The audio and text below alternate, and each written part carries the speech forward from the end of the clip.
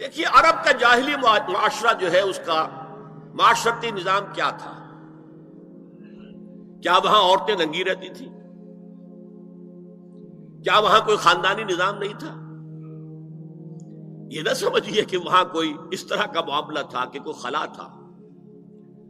Number ایک، ان کا قبائلی نظام بہت مضبوط تھا، اور جب قبائلی نظام مضبوط ہوتا تو خاندانی نظام بہت مستحکم ہوتا۔ قبیلہ خاندانوں کے مجموعے کا نام ہے نا۔ نمبر دو، شرفاء کی جو خواتین ہوتی تھی ان کے عام لباس کے علاوہ دو چیزیں اور ان کے استعمال میں رہتی تھی۔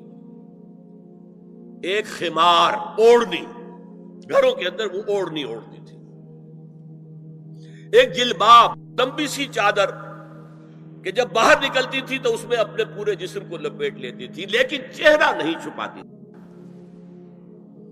یہ جلباب کا لفظ قرآن میں آیا، خمار کا خمر ہننا، جلابیب ہننا، یہ الفاظ انہیں معلوم تھے نا، ان کے زیر استعمال تھے نا، ورنہ کوئی نیا لفظ کہاں سے آ جاتا؟ تو جلباب اور خمار ان کے لباس کا حصہ تھا، گھر میں اوڑھنی، اور باہر نکلے تو ایک بڑی چادر میں اپنے آپ کو لپیٹ لے، لیکن چہرہ نہیں چھپانا، سر کے اوپر بھی ضروری نہیں ہے کہ کچھ ہے ہو۔ البتہ نہ گھر کے اندر کوئی مخلوط اجتماعات کی کوئی پابندی تھی، مرد ہیں عورتیں ساتھ ہیں، بیٹھے باتیں ہو رہی ہیں، خوش گپیاں ہو رہی ہیں، کھانا کھا رہے ہیں ساتھ مل کر، جیسے آج ویسٹ میں ہے۔ اور نہ ہی اور باہر جو ہے کوئی مخلوط جو ان کے اجتماعات تھے ان کے اوپر کوئی پابندی تھی، ایک جو ہے مخلوط معاشرہ تھا۔ لیکن نمبر تین، وہاں ایک طبقہ تھا کنیزوں کا، کنیزیں، باندیاں، عام خادمائیں، انہیں جاریات بھی کہہ دیتے تھے، چھوکریاں۔ ان کا جو ہے معاملہ یہ تھا کہ ان کے لیے نہ کوئی جلباب تھی، نہ کوئی خمار تھا، یہ ننگے سر، ننگے منہ، چہرہ کھلا ہوا آتی تھی۔ لباس کے بھی کوئی بہت زیادہ ان کے کوڈ نہیں تھے۔ بے پردگی، عریانی، بے حیائی اور بے شرمی، یہ سب ان میں تھا۔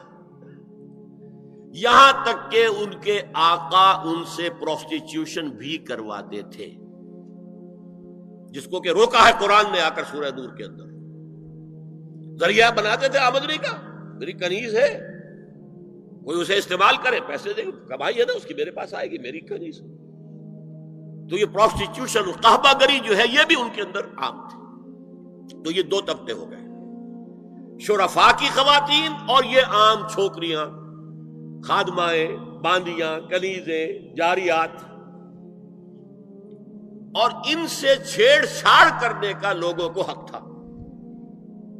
وہ بازار میں نکلی ہے تو وہ چھیڑے گا، کیونکہ وہ تو ان کا معاملہ یہ ہے۔ پروسٹیٹیوشن کے لیے بھی جب آمادہ ہے، یا ایک ہے معاملہ چل رہا ہے پروسٹیٹیوشن کا بھی، تو چھیڑ چھاڑ کے اندر تو کوئی بھی رکاوٹ ہے ہی نہیں۔ اس پس منظر میں دیکھیے اسلام نے جو معاشرتی چینجز کی ہیں، جو معاشرتی اصلاحات کی ہیں، ان کے ہدف کیا ہے؟ پہلا ہدف، مضبوط خاندانی نظام۔ یہ خاندانی نظام شروع ہوتا ہے ایک مرد اور ایک عورت کے درمیان ازدواج سے، اور وہاں نکاح ہوتا تھا۔ ان دونوں کے درمیان جتنی محبت ہوگی، جتنا قرب ہوگا، جتنا باہمی اعتماد ہوگا، اتنا ہی خاندان مضبوط ہوگا۔ اس لیے کہ یہ فرسٹ ڈائمنشن ہے خاندان کی، شوہر اور بیوی۔ اب شوہر اور بیوی کو اللہ نے اولاد دے دی، second dimension has been added now.